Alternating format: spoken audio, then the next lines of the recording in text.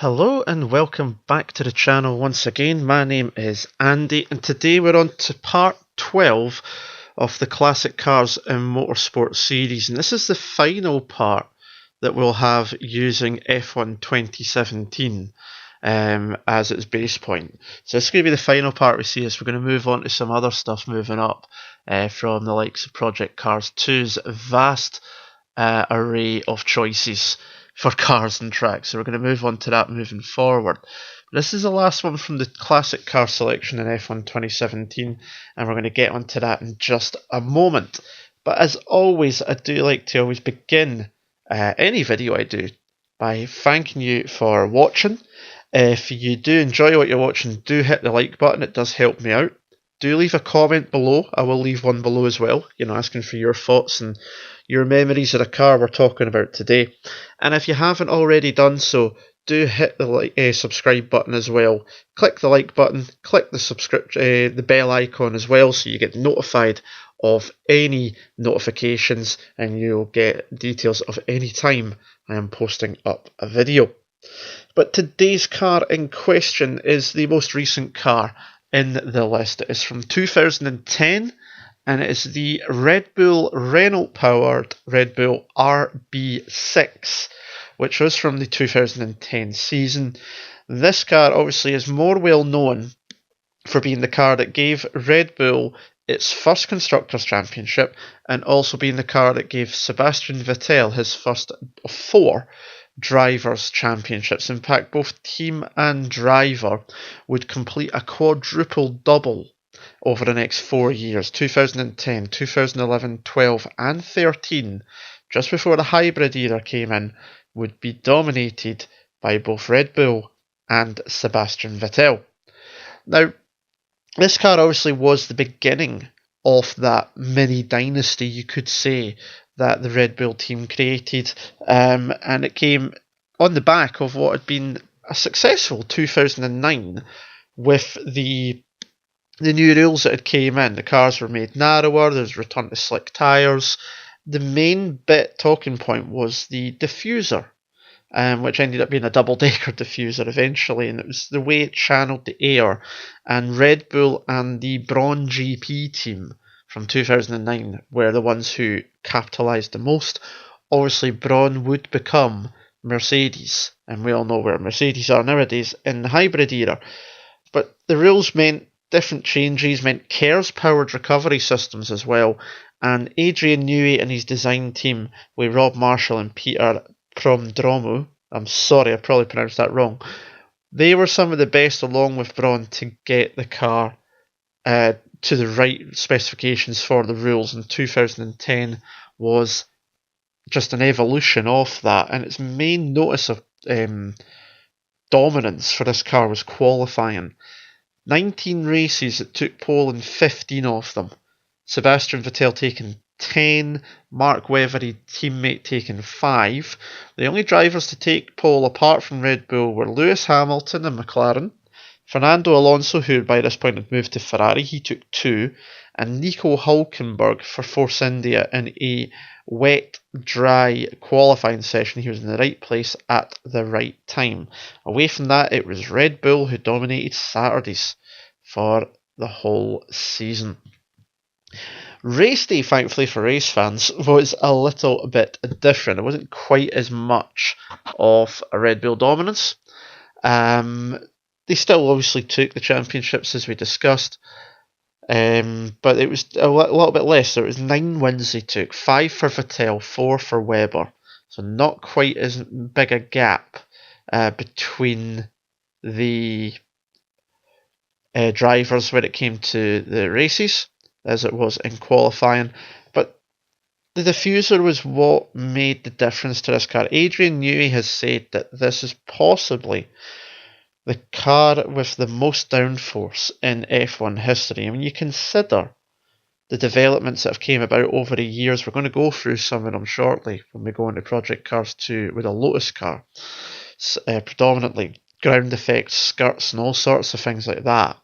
It is quite an achievement to think that 2.4 litre V8 was churning out around about 19,000 RPM, around about 800 plus horsepower. You added in the 160 horsepower KERS unit as well, and it did make a big difference in the back of that car. But there was obviously 2010s remembered for another few reasons away from this car, albeit still linked to the car, and it's the drivers. So the first one, and this is the one most people will remember from this year at least anyway, which is the Turkish Grand Prix 2010. Red Bull were on their way to a 1-2, Webber was leading Vettel. When about 20 laps to go, Vettel goes for a pass, makes a mess of it, and ends up crashing into Webber. Takes Vettel out, Webber has to pit, recovers to third, but McLaren took a 1-2 that day after that collision. Obviously, the most famous one came about 3 years later in Malaysia. We all remember Multi 21. The next race was the European Grand Prix. Now, this one's remembered for Webber doing a massive flip over the back of Heikki Kovalainen's Lotus car. Vettel won that race, not hampered by the safety car caused by his teammate, thankfully for him. And then in the British Grand Prix, there was a new front wing. They had one each, and in practice, Vettel's got damaged. What the team decided to do was then give Webber's wing to Vettel because he's championship standings and his practice pace. This pissed off the Aussie, who then subsequently went on to win the race on Sunday and gave that infamous radio message of "not bad for a number 2 driver." What annoyed him most of all was that he'd just signed a contract extension recently, and he wouldn't have signed it knowing he was going to be playing possible second fiddle to Vettel, so he wasn't chuffed at all. But it came down to the final race in Abu Dhabi. 4 drivers had a chance of winning the title. Alonso was leading from Webber. Vettel was third. Hamilton still had a chance as well, but he was 24 points behind with 25 up for grabs. So he needed a win and a lot of luck. So in the race, Webber mirrored Alonso's strategy, and they got stuck behind Vitaly Petrov in the Renault. And that's left them finishing 7th and 8th, while Sebastian Vettel went on to win the race. And because of how far back Alonso and Webber were, they could not win the title, and Sebastian became the youngest world champion and started that sequence of 4 years in a row worth of dominance. But what we're going to do today is, as always, we're going to go and do the last of first 5-lap challenge. Now, we're doing it around the Red Bull ring for obvious reasons in Austria, the old A1GP ring. And we're going to see how far we can take this car up the grid in 5 laps. Obviously, I've struggled with this challenge. I've not won one of them yet. It just shows you how tricky it has been.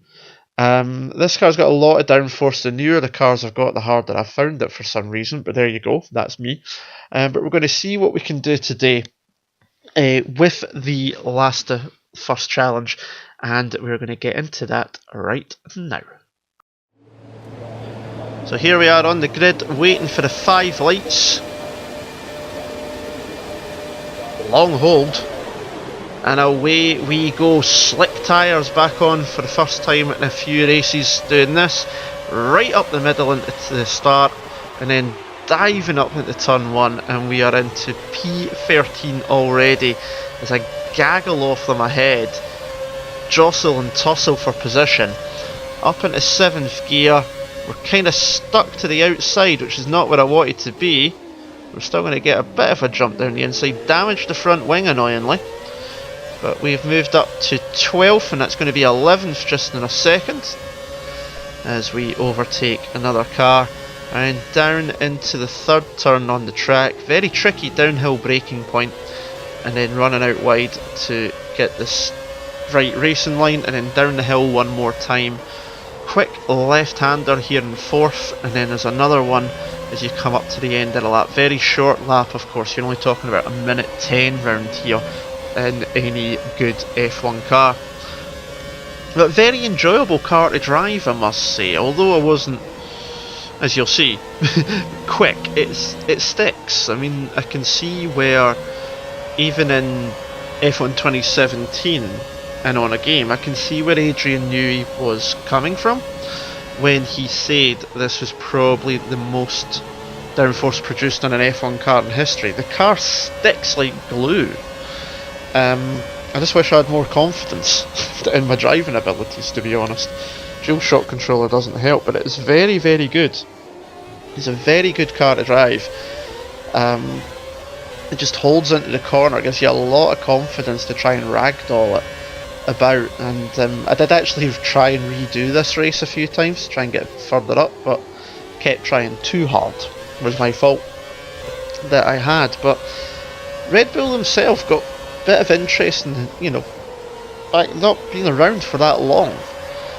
They picked up the remnants of what was Jaguar when the team was sold by Ford in 2004, and can actually trace their roots back to the Stewart team that Sir Jackie Stewart set up back in the late 90s, which only ran for three seasons from 97 to 99 before Ford bought them up and took on the Jaguar label instead. So Red Bull picked that up. They were able to hold on to Cosworth engines as well for 2005, for the first year that they had been in existence, and they had David Coulthard and Christian Klein as their drivers.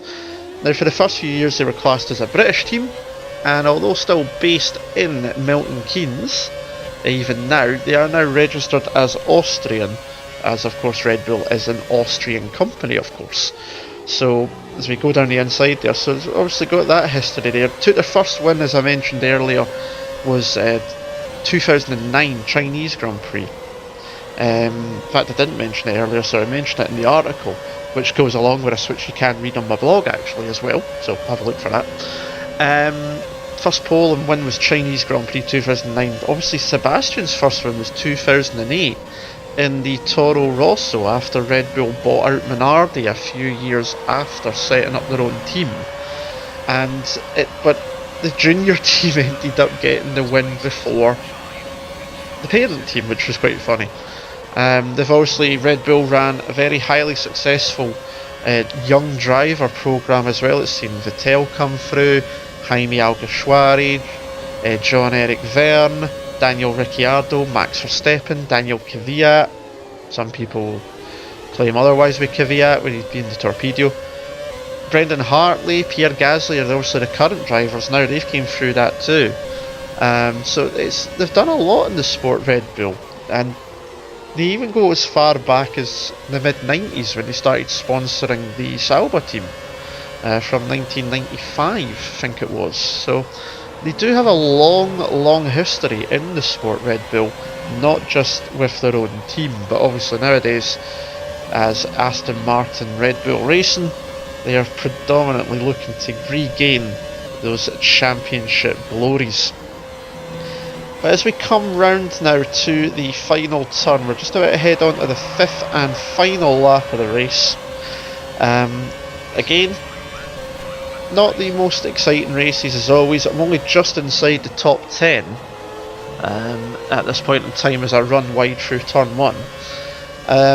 So it looks like, at least on F1 2017, I'm going to fail to win any of these challenges, so I can only hope when I move on to Project Cars 2 I have a bit better luck, but we shall see. But it has been fun. Still going to continue, as I say, with Project Cars 2, and once I've done the single seaters, I'm going to move on to touring cars, endurance cars, sports cars, all sorts as well. But for this series we are finished with F1 2017. I am looking forward to what classic content will come with the new F1 2018 game, which is coming out in August, so depending on what comes there, you may see some more from that come that time. But we come round the last corner, so to finish this, the next couple of parts will be on Project Cars, and it will be centred around Lotus, so we're going to do a bit of a mini series on them. But that is it for now. As always, if you have enjoyed it, do hit the like button, comment below and subscribe. But my name is Andy, and until next time, I'll see you in the next video. Ta-ra.